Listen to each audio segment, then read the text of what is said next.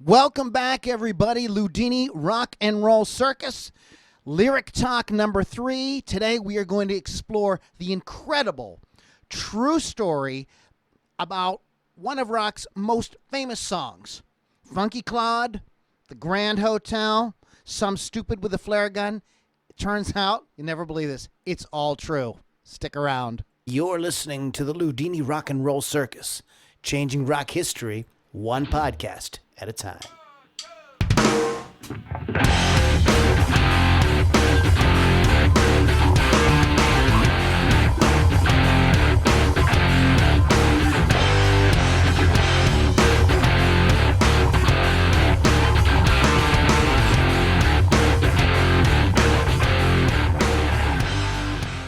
Hello, everybody. Welcome back. LudiniRockandRollCircus.com is our website. Please check back often for lots of cool podcasts. Ludini Rock and Roll Circus live show goes live on Rock Rage Radio every Tuesday night. This week we're going on Wednesday in celebration of Devil's Night. So we're looking forward to that. But today we're going to be talking about Smoke on the Water. This is our Lyric Talk show. Some of you are hanging out with me live at LouLombardiRocks.com. If you go to LouLombardiRocks.com, you can get in live. We take questions. We talk to the audience. We mix it up. We give you shout-outs and all that fun stuff. So you can find out more about that at LouLombardiRocks.com. So let's get into Smoke on the Water. December 4th, 1971 is a day that shall live in infamy. Is the day that gave birth to the song Smoke on the Water. It's not necessarily the day that the song was written, but it's the day that the story happened. Smoke on the Water is a true story. This is one of those things that there's this old expression, truth sometimes is stranger than fiction, and this is one of those instances. Okay. Computer, you don't want to do that? Okay. The song recounts a true story about the band Deep Purple going to a Frank Zappa show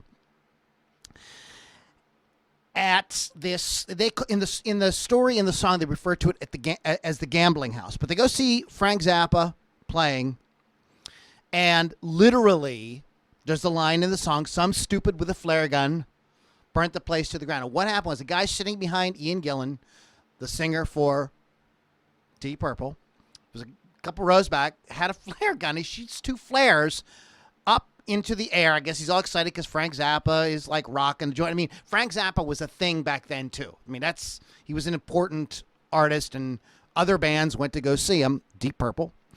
So this guy shoots flares off, and they land at the top, like towards the ceiling, and they catch the place on fire. And panic ensues. But from what I understand, Frank Zappa did a pretty good job of stopping the show and calming people down. Him and the band helped get people out of the hall. The line "Funky Claude" was pulling kids out on the ground. That is a reference to Claude Nobs, who was one of the owners of the place where the Frank Zappa concert was happening. He was also a Montreux Jazz Festival founder, Montreux Pop Festival, Jazz Festival founder, as a little bit of a side note. So they ended up, getting everybody out. Nobody was killed, thank God. But the place actually burnt to the ground, and the band at this point had left. They had gone to a restaurant on the other side of Lake Geneva. This takes place right on Lake Geneva. That's why the song says "on the Lake Geneva shoreline." And they saw the whole thing come down, and there was this smoke that wafted out onto the water. And Roger Glover, the bass player, says, Smoke on the Water. That's like a great name for a song. So him and Ian Gillan went back, and they had started working this up at their where they were recording. They were recording at an old hotel. And apparently Ian Pace and Ritchie Blackmore had this riff that Ritchie was always jamming to, and they would sort of use it to kind of warm up. It was just a sort of jamming riff, that riff. And so they started writing it, putting it all together, and the song Smoke on the Water was born. They were at this place called the Grand Hotel. That's where they were recording. In the song, it says, we ended up at the Grand Hotel. They were recording the album Machine Head at the Grand Hotel. And there's a line that says the Rolling Truck Stones thing. Well, what they had done was they had borrowed, the Rolling Stones had this mobile recording unit. It was in a big truck. And you would pull it up to wherever you were, and you'd run all the cables inside, and the truck would act as a control room, and the band could record in wherever place they were.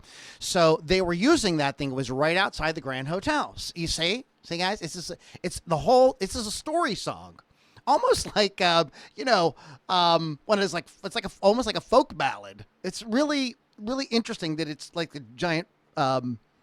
Became just a giant rock song that everybody's one of the most famous riffs. I believe, I do not remember which British magazine voted Smoke on the Water the greatest riff of all time, but it's in a poll, greatest riff of all time, and I believe Nirvana's Smells Like Teen Spirit came in a close second. But in any case, so they were recording at this place, and they were actually there way longer than they were supposed to be, and the people that were renting it were like trying to get them out of there. And this is where the line comes in. Swiss time, we were running in and out. They were running out of time. That is directly from that idea that they were running out of time. They wanted to cut this one last song, Smoke on the Water. They said literally cops were there like trying to hustle them out of the building. The band did not think much of the song. They just didn't really... It was put together at the last minute. It was not thought that it was going to be kind of anything. They thought, this thing happened. They wrote a song about it, and they just sort of forgot about it. They put it on the album, and it really didn't really do anything. But the label eventually, about a year later, after the album had been out for about a year, released it in the U.S., and it exploded. And the rest, as they say, is history. So there you have it. Smoke on the Water every line of that is a true freaking story. It's absolutely amazing. It was one of those things I did not know about for a long time until a few years ago. I had watched a documentary where the guys talked about it, and apparently told the story before. I was just maybe a little bit behind the times. And I know a lot of you guys already knew the story, but it's one of my favorites, and it's one of the coolest stories in rock that has to do with a song where the lyrics, the vibe, the whole thing came together, and it is an immensely popular song, right? If you've ever picked up the guitar and tried to learn something, one of the first things almost everybody does is plays that riff to Smoke on the Water. And I should have my guitar here. I should be playing it for you. I'm not sure why I didn't do that today. Maybe just too excited about the song. Anyways, guys, thanks for hanging out with me. Our website is LoudiniRockandRollCircus.com.